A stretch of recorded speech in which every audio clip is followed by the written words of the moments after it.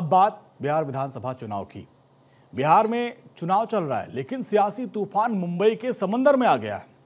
दरअसल राज ठाकरे और उद्धव ठाकरे की लगातार मुलाकातों ने महाराष्ट्र की सियासत में हलचल पैदा कर दी है। हालांकि 8 मुलाकातों के बाद भी अभी तक दोनों भाइयों ने गठबंधन की घोषणा नहीं की है, लेकिन कांग्रेस राज और उद्धव की नजदीकियों से नाराज नजर आ रही है।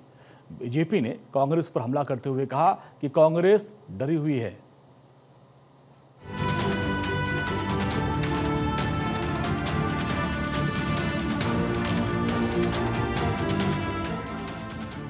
महाराष्ट्र की सियासत में एक बार फिर से हलचल मच गई है। निकाय चुनाव से पहले सूबे की राजनीति का पारा तेजी से चढ़ने लगा है। एक तरफ जहां महायुति और महाविकास अघाड़ी के बीच गठबंधन की जोड़तोड़ जारी है, तो वहीं दूसरी तरफ बुधवार को एक ऐसा राजनीतिक नजारा देखने को मिला जिसने महाराष्ट्र निकाय चुनाव को लेकर सूबे की राजनीति एक बार फिर से गर्मा दी है। गठबंधन की अटकलों के बीच उद्धव ठाकरे ने बुधवार को अपने चचेरे भाई और मनसे अध्यक्ष राज ठाकरे से उनके निवास शिव तीर्थ पर मुलाकात की। बताया जा रहा है कि उद्धव ठाकरे अपनी चाची और राज ठाकरे की मां कुंदा ठाकरे को उनके जन्मदिन की शुभकामनाएं देने पहुंचे थे। राज ठाकरे और उद्धव ठाकरे की मुलाकात के बाद महाराष्ट्र की सियासत में नए नए कयास लगाए जा रहे हैं। हालांकि राज और उद्धव की कई मुलाकातों के बाद भी गठबंधन की कोई बात अभी तक सामने नहीं आई। ठाकरे बंधुओं का 3 महीने में 8 बार मिलना और गठबंधन पर कोई चर्चा नहीं करना महाराष्ट्र की राजनीति के समीकरण में एक नए समीकरण को जन्म दे दिया है। आपको बता दें कि उद्धव ठाकरे और राज ठाकरे की मुलाकात लगभग 3 महीने में 8 बार हुई है, लेकिन अब तक गठबंधन होगा या नहीं होगा इस पर कोई चर्चा नहीं हुई है। लिहाजा कांग्रेस की तरफ से खुले तौर पर यह कह दिया गया है कि कांग्रेस मुंबई महानगर पालिका का चुनाव अकेले दम पर लड़ेगी। राज ठाकरे और उद्धव ठाकरे के बीच ये कोई पहली मुलाकात नहीं, इससे पहले भी राज ठाकरे और उद्धव ठाकरे मिलते रहे हैं। दिलचस्प बात यह है कि ये इस महीने राज ठाकरे और उद्धव ठाकरे की चौथी मुलाकात है, जबकि बीते जुलाई से अब तक ये 8वीं मुलाकात थी। जुलाई में महाराष्ट्र सरकार से प्राथमिक विद्यालयों में हिंदी को तीसरी भाषा के रूप में शामिल करवाने के फैसले का विरोध करने के लिए राज ठाकरे और उद्धव ठाकरे एक साथ आए थे। दोनों चचेरे भाई और उनके परिवार पिछले सप्ताह शिवाजी पार्क में महाराष्ट्र नवनिर्माण सेना से आयोजित दीपोत्सव कार्यक्रम के अवसर पर भी मिले थे। राज ठाकरे और उद्धव ठाकरे की मुलाकात पर महाराष्ट्र सरकार में राज्य मंत्री प्रवीण दरेकर का यह कहना है कि ठाकरे बंधुओं की मुलाकात से खुशी है, लेकिन अब तक गठबंधन की कोई बात सामने नहीं आई। तो भाई अगर 8-10 बार मिलते हैं तो हम सबको खुशी है। तो महाराष्ट्र की परंपरा है कि कोई फैमिली अगर इकट्ठा आती है, उनका स्नेह बढ़ता है, तो हमारे मन में उसके बारे में जेलसी होने का कोई कारण नहीं है। तो मुझे लगता है वो युति बनाने का ग्राउंड कर रहे हैं। कांग्रेस की क्या रिएक्शन आती है वो देख रहे हैं। बिहार का चुनाव है, उसका राह देख रहे हैं। राज ठाकरे ने 2005 में अविभाजित शिवसेना छोड़कर मनसे की स्थापना की थी। उस समय उन्होंने पार्टी से अपने अलग होने के लिए उद्धव ठाकरे को जिम्मेदार ठहराया था, लेकिन 2024 के विधानसभा चुनाव में दोनों दलों के खराब प्रदर्शन के बाद अब दोनों नेताओं ने पुरानी कटुता भुलाकर ठाकरे ब्रांड के तहत एक साझा राजनीतिक रास्ता तलाशना शुरू कर दिया है।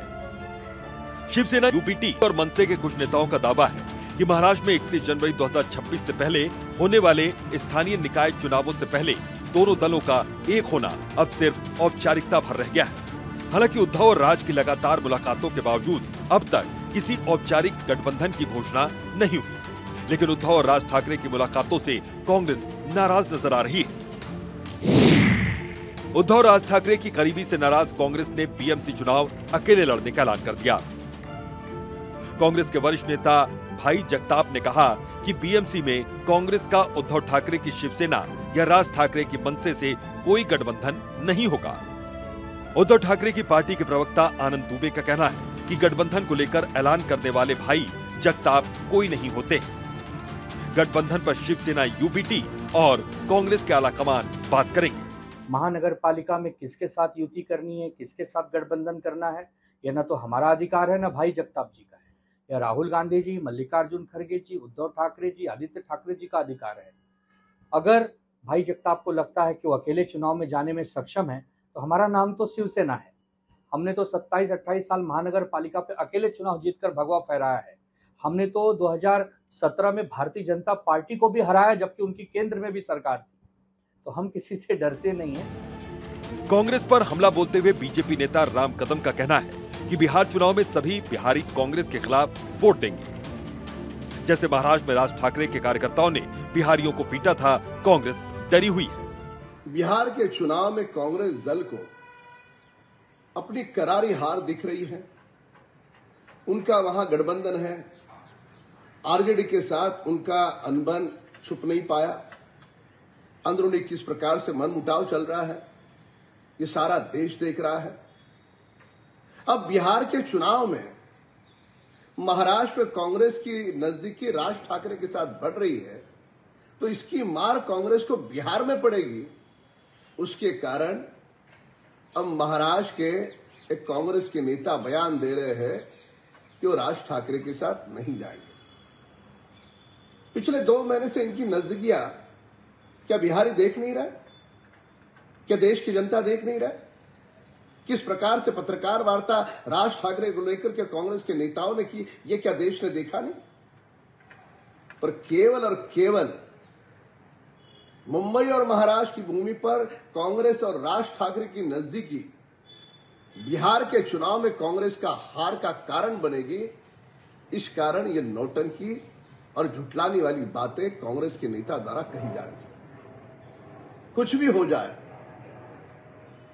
बिहार के चुनाव में कांग्रेस की हार सुनिश्चित है। कुल मिलाकर राज ठाकरे उद्धव ठाकरे की मुलाकात और कांग्रेस की टिप्पणी ने महाराष्ट्र की राजनीति को नया मोड़ दे दिया है। कभी एक दूसरे के कट्टर राजनीतिक प्रतिद्वंदी रहे ठाकरे भाइयों के बीच बढ़ती नजदीकियों ने महाराष्ट्र की सियासत में नए समीकरणों को जन्म दिया है। मुंबई से भारत 24 के लिए सत्यप्रकाश सोनी की रिपोर्ट।